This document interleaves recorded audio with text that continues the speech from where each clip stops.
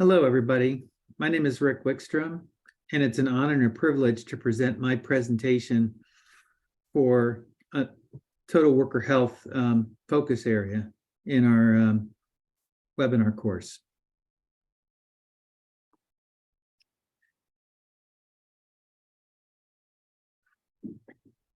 I want to begin by just describing my role as a therapy consultant to provide directly contracted services to improve total worker health of an employer's workforce. And then later on, I will present a wellness proof of concept case for what we are calling lead with movement screening to promote musculoskeletal health in a small company that has 170 employees. Total worker health is defined as the policies, programs, and practices that integrate protection from work-related safety and health hazards with promotion of injury and illness prevention efforts to advance worker well-being.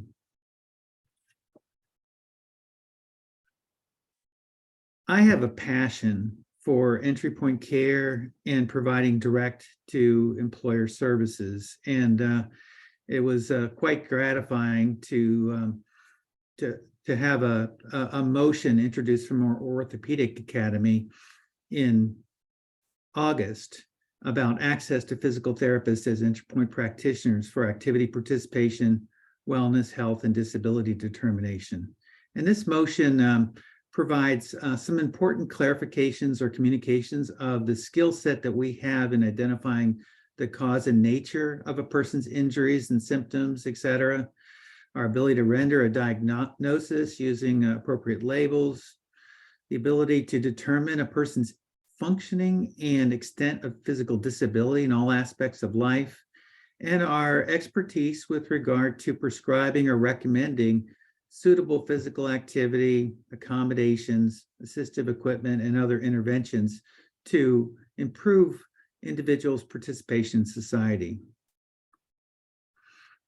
I'm not going to read all of the bullet points that are on this slide, but just I was one of the first people to become certified as a professional ergonomist back in 1993, and then I went on to get my transitional DPT in 2010, and actually qualified as a certified medical examiner to do commercial truck driver DOT physicals in 2020.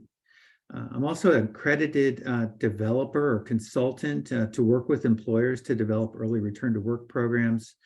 And I've been pretty much an occupational health junkie for my entire career, and had many opportunities to participate in clinical practice guidelines, to function as authors in our independent study programs that lead to this webinar. One of the helpful courses for me in total worker health is I attended a total worker health facilitator training during the past year. And then I'm just an active researcher doing applied functional kinds of things, such as the active movement scale and the 2-square agility tests that are actually included as methods within this screen. So this is a picture of my office practice setting in Westchester, Ohio. I've been an entrepreneur and private practitioner since about 1989. The focus area for my practice is to provide exams and interventions and develop methods and training and report tools that address all the issues that we spoke about related to wellness and musculoskeletal health and disability determination. One of the other kind of unique things I would say about my practice is my office is my car to some extent. And you see me standing there with a mobile set of basically functional capacity evaluation equipment that I take to work sites to do functional capacity evaluations or other more accessible clinic locations throughout Ohio and Kentucky where I'm licensed. And workers' comp is basically the only insurance that I accept, and it's becoming a smaller percentage of my practice as I've expanded to do more direct to employer and other services. So this is kind of where I'm located in the tri-state of Ohio, Kentucky, and Indiana. And these are three very different states. I spend most of my time and most of my services supporting claimants from Ohio. And Ohio is a monopolistic state. And by that, it means that basically the state is the insurance company for workers' compensation. And monopolistic states have a track record of doing more innovative kinds of things to incentivize return to work and total worker health. For example, Ohio BWC offers these transitional work grants to employers, which is a consulting process that individuals like myself engage with to help them develop early return to work programs. And these can be, they're primarily intended for work-related injuries, but the program model works well for non-occupational injuries. And Ohio BWC has also a number of special codes that with advocacy with our chapter, we've been able to get them to put in place and incentivize physical therapists to go to the workplace, to do therapy, to do ergonomics studies, to do job analyses. And again, the two states that I'm licensed in, coincidentally, are also now states that permit physical therapists to be certified medical examiners. And I had the privilege with mentorship from Steve Allison in becoming the first certified medical examiner in Ohio and Kentucky. In terms of the range of services, I think we could call all of the services that I provide that I provide through my practice to be leading with movement services. But I'm going to focus in this case presentation primarily on what I do in the area of job fitness exams and lifestyle fitness coaching for this case presentation. But the whole process for developing post-offer fitness screens is well described in the independent study monograph by Mo Tillery, and I had an opportunity to serve as the third author on that monograph, and so I've referenced it in the top right corner. Now, life is good when you bring a new hire on board, and I'm fortunate with this employer reference account, we do workability job fitness exams for every single employee from hire to retire with this employee. So it doesn't matter if they're the vice president or if they're a basic grounds worker. Everybody gets a job fitness exam. The shape of that exam changes a bit depending on the physical nature of their job, but it allows us to establish a baseline of first determine whether they can do their key job demands, and then second, to establish a baseline of movement deficits. And if movement deficits are present, then this employer will allow us to engage that individual in lifestyle fitness coaching. And we basically meet them where they want to be met. If they want to do it virtually because they're working from their home, that's fine. If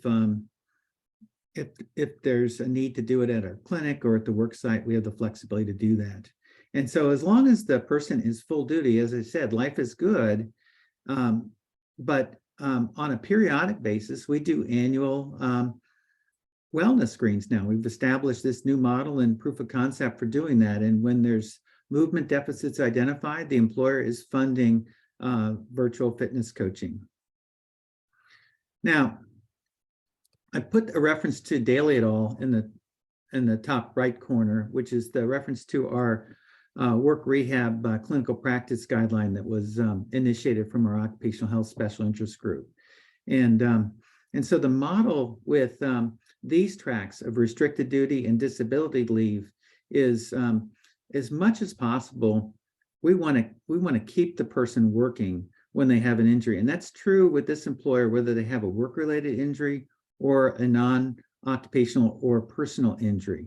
And as long as the modified duty assignment is acceptable to both parties, the injured worker and the employee, then we try to structure a program of progressive therapy alternatives at work, if that makes the most sense.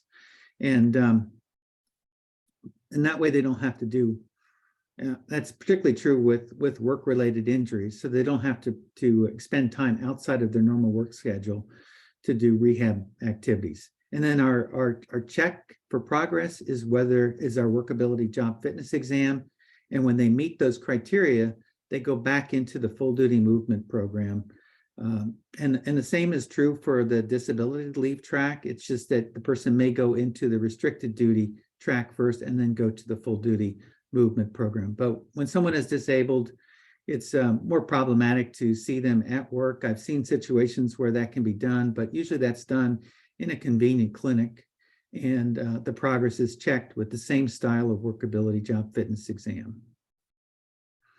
So this is my reference account, Spring Grove Cemeteries. I've not de-identified it because I have their permission to share what we're doing. I'm actually going to be making a presentation to the All Ohio Safety Congress this spring with the Director of Human Resources, Mark Brown. But I've been working with Spring Grove since the early 2000s, and they are a first-class company to work with. They've got about 170 employees. About 90 of them are in a health plan, and they've got what we call an accountability-based healthcare program, where people that are at low risk get a $1,000 discount off their health plan, and people at moderate risk get a $500 discount. They're essentially self-insured for healthcare, and they operate like they're self-insured for workers' comp because they're responsible for the first $15,000 of every claim, and rarely do they ever exceed that number where they have to go into the actual workers' comp system. The transitional work program that I work with them began in 2005. It includes 3 important components that speak to occupational health consulting: a corporate analysis, developing policies and procedures that support both stay at work and return to work, and establishing a preferred community provider network. As I mentioned, I do all their post-offer job fitness screens for everybody coming on board. They've had an incredible track record. In the past 5 years, they've had no work-related lost time claim for any. They have 3 different policies. And in the past 3 years, the cemetery, which employs the majority of their workers, they've not had any OSHA recordables. Now, some of that is just is a matter of luck, and not necessarily. It's very unusual to have such a great safety record, but they take great pride, and they have really extensive procedures set up to guard against injury. Now, one of the interesting things about Spring Grove is when COVID struck, they basically abandoned their workplace wellness program, which was a more traditional program where they'd bring the vampires in, collect blood, give some type of learning report, that kind of thing. And they basically had people just go to their primary care providers to gather some of those biometric information when COVID struck. And some of the challenges with biometrics, and in fact, leading with the lab biometrics in this manner, is that they're expensive, and they often ignore musculoskeletal risks and physical function. And there have been very good systematic studies by Baxter and others that basically say that there's a negative return on investment if you exclude the early return to work and the injury prevention studies. And that's really what I've been working with this company on for the past almost 30 years. Madkey did a study on healthcare savings and basically reported that there's about $157 savings for people that participate in workplace wellness. But that doesn't factor in the cost to actually do that biometric screening, and also the incentives that employer needs to provide that can be as much as an average is like $650. And as I mentioned, Spring Grove, you can earn as much as a $1,000 incentive for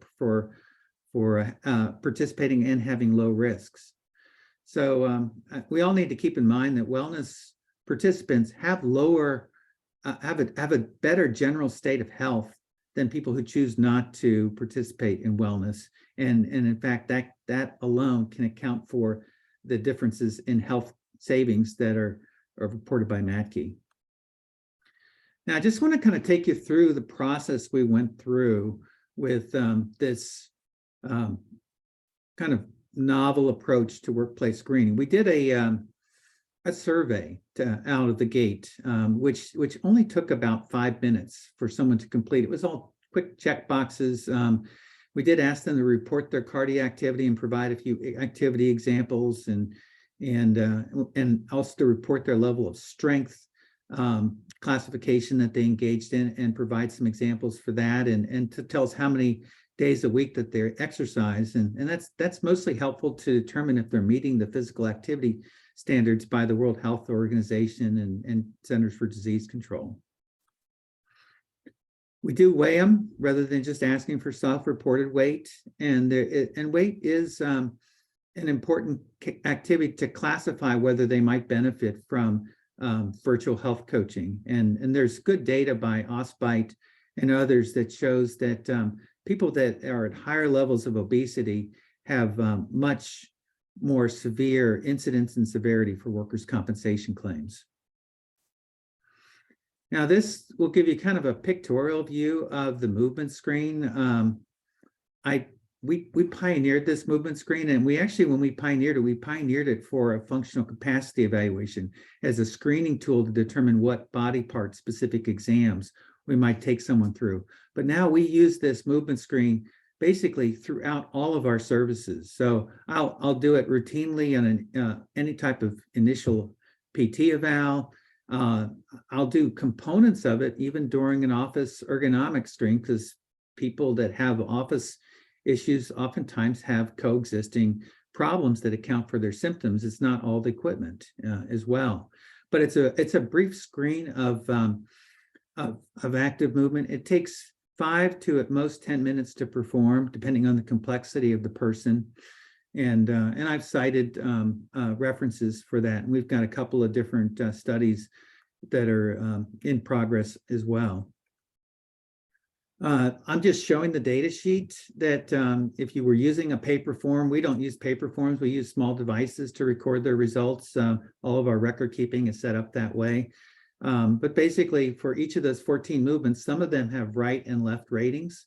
And we don't allow pain to dictate their score, but if the person reports pain, we instruct them, if you have pain, let us know, and we'll check that box and add a qualifying comment.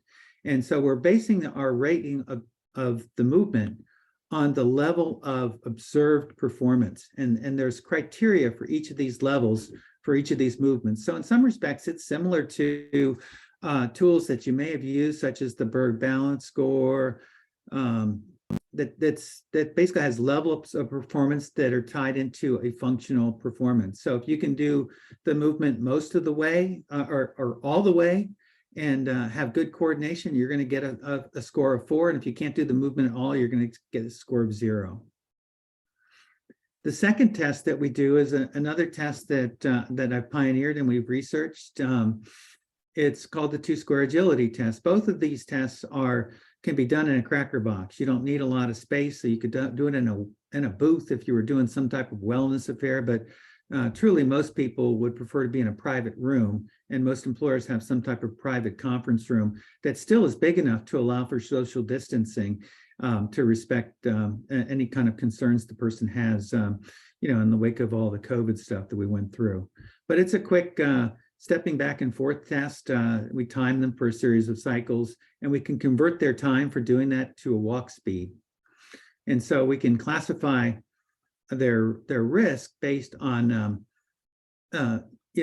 meters per second or miles per hour type of thing. And we've done ICCs for both healthy subjects and clinical subjects. So this is kind of the meat of our project. We generate an individual report for the person that they can take to their provider or their health coach. And we also generate a de-identified report for the employer. And we try to use all the data that we've collected, the survey data and the biometrics data. And I just wanted to point out some interesting things about this first proof of concept. We had about 61 workers, 29 were male and 32 were female. The most common areas of recent body problems were, not surprisingly, the low back, followed by the shoulders and the wrists and the hands, and the ankles and the feet, because this is not people just sitting around in chairs. A good number of them are engaged in groundskeeping operations. Out of this group, though, we determined that 21% had movement deficits that rose to a high enough level that they would benefit from virtual fitness training, and then about 38% were in the obesity category, and so they would benefit for the dietary management. And so when combining these two, 38% met our criteria for providing them with a lifestyle fitness coaching program. And what interested me was that just because they would benefit and we make that offer of a program, only about 18% of the individuals that participate in the overall program, or half of that qualified, accepted the offer. So you can lead a horse to water, but they've got to want to drink and expend the time and be at a level that of wanting to change their fitness.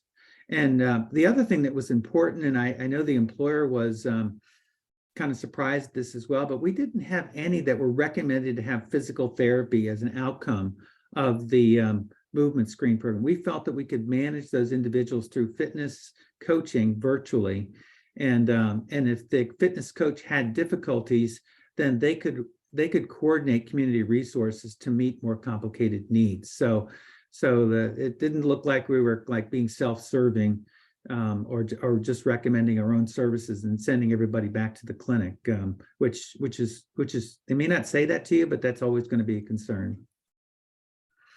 So the plan of care, or the intervention, as I speak, was virtual coaching. And people that primarily needed diet management and had very simple flexibility needs, they just need to be more active physically, they would typically go to a health coach that was more specialized in nutrition or nursing, types of things. And the people that had movement deficits, the individual that took care of them was a certified personal trainer and a physical therapy assistant, and she could consult with the physical therapist as well. But this was a fitness intervention by the physical therapy assistant. We offered this it was a 3-month program with touch points throughout the program. They weren't really extensive touch points. And our goal is basically just to guide them to healthy physical activity, to manage the symptoms, and get them on the road for dietary management. And we did it at optimal times and with optimal communication methods for the individual. And a component of that was facilitating any care needs with the preferred community health resources by Spring Grove. So I'm kind of at the end of this presentation, and I just want to kind of give you a little bit of a reflection on this process. In our Lead with Movement process, instead of only the employees that are in the health plan getting wellness services, all employees are encouraged to have an annual movement screen. And the benefits to the employer is we do that in a way that provides convenient access options. This employer wanted a high-touch experience. They want us to come on site and go to all their different locations. They have a number of funeral locations, and we would basically just set up the conference rooms in the most convenient areas for where those workers were, and do that movement screen until we satisfied the needs for that location. This service promotes musculoskeletal fitness for all employees, and I think it's a benefit that the employer gets a group movement biometrics report. They can see what complaints and issues people are more concerned about. And then we've made the blood draw piece and optional in our process. Now, this employer is still offering it and requiring it for their accountability based health program, but by making it an option, it kind of reduces those expensive costs. And we've made sure that we're setting it up with a directly contracted either lab location or with at the work site. And there's different ways to do more limited to comprehensive blood tests. And then an important distinction from primary care wellness exams is it's a certified health coach that reviews the abnormal biometrics with the workers for both movement and blood health and obesity. And that person is better positioned by training to guide the person into lifestyle fitness interventions, including pointing them to primary care when it's appropriate. But not everybody needs to go to a primary care provider based on the results of a movement screen. So if you contrast that with the primary care in a clinic, you're going to see that people largely stay within a healthcare system billing model, and so it's a more expensive billing system to the insurance company for a lot of those services. And so our process with having that certified health coach review the results and pat people that may just be anxious about whether they're well or not on the back and incentivize them. But we're actually able to reinforce the use of the employer's preferred health resources. And that's an important cost savings for lower utilization of medications and specialists and diagnostics in the ER. For example, you could go to a place that only charges $400 for an MRI if the person actually needs to have an MRI. Whereas if you go to a different healthcare facility, maybe a hospital-based facility, it might be a $2,000 report. So by having that health coach in there and really reinforcing use of the employer resources, the employer-sponsored fitness centers, we're kind of redirecting people back to wellness. I have a few reference slides that I put in the presentation and have numbered throughout. These relate to clinical practice guidelines, research that I've been involved with, or just some best program guidelines for wellness kinds of things. And so I'm at the point now where, how am I doing time-wise? I think we've got room for a few questions. Doing good? All right. Yeah, you're a little over, but that we can certainly have time for questions now, I think, per Chris's tip to me. So that's good. Okay, and if you can't think of a question, I'm going to put up a possible one to get thinking, because I'm very interested in your experiences with movement screens and maybe how you've integrated it into wellness, either for your physical therapy population health, people you serve, their family, their friends, or with businesses. Rick, I have a different question for you. When you're presenting, it seems like this employer was very engaged and they seem to have a lot of support at the leadership level. How did you create that relationship? When did that start and how has that moved? Yeah, so that started back in 2005 when I engaged with the employer to develop a transitional work grant. And initially, our entire focus was work-related stuff with them. They had some problems back then. And I've just kind of moved them through a total worker health process, making them think not just about work-related injuries, but non-work-related things. But they have now a culture of, when I get hurt, I'm gonna notify my supervisor that I'm having problems. My employer is an accommodating employee, whether I have a work-related injury or non-work-related injury. And so we've just created that culture, and it's taken years to do that. But I'm working with a company that is relatively small, 170 employees, but they are self-insured under healthcare and on workers' comp in a way. And so they're motivated by cost savings, but they're also small enough that you don't have to jump through so dang many hoops like you would when you're engaging with a much larger corporation. That's great. Thank you. Rick, great presentation. Sarah, you have a question? Yes, Rick, what was there anything unexpected that you learned by going through that movement screen with that employer? Oh, that's a great question, Sarah. What the most unexpected thing to me was the employer's literally funding a 3-month program.